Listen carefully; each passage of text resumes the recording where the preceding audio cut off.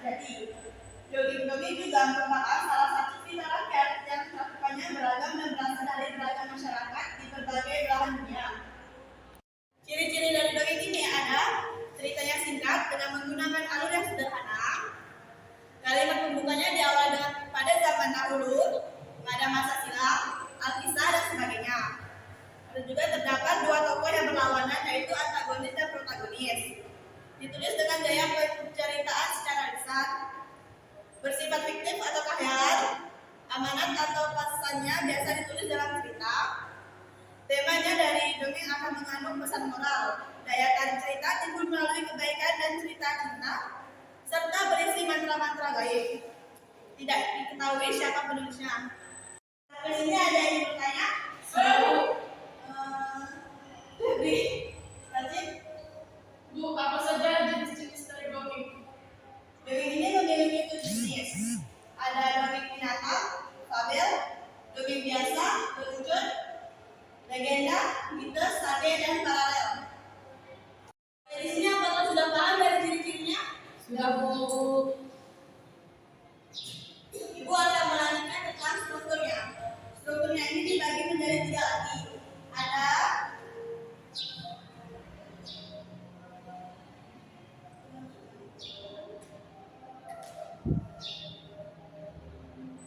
pendahuluan terdiri dari awal cerita, awal dari cerita tersebut.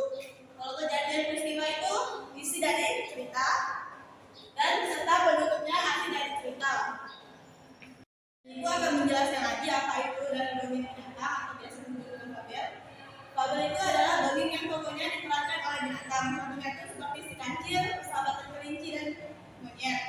Kalau dongeng biasa itu dongeng yang menceritakan suka duka dan impian seseorang seperti Cinderella, Bawang Putih, Merah. Kalau lelucon berisi tentang lucu dan tokoh-tokohnya seperti si kebaya dan Cinderella. Kalau legenda berhubungan dengan asal-usul atau sejarah dari tempat seperti Danau Toba, Candi Prambanan, Kampungan Perahu. Kalau mite berhubungan dengan kepercayaan atau hal-hal gaib seperti Roro Jonggrang, Nyi Roro Kidul. Sage menceritakan tentang sejarah dengan campuran fantastis dari masyarakat.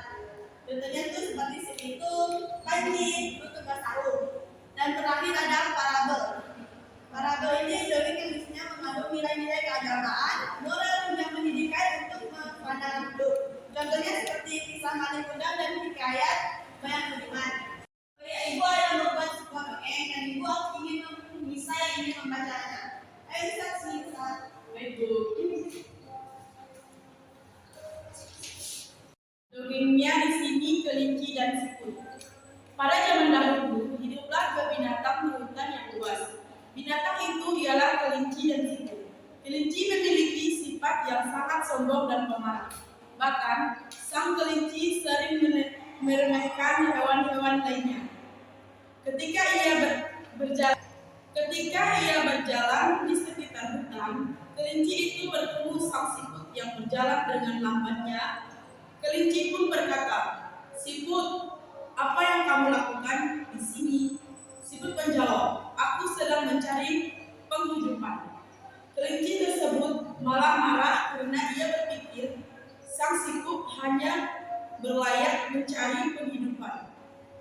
Si siput berusaha menjelaskan maksud jawabannya tadi, tapi kelinci tetap saja marah, bahkan ia mengancam akan meminjam tubuh siput.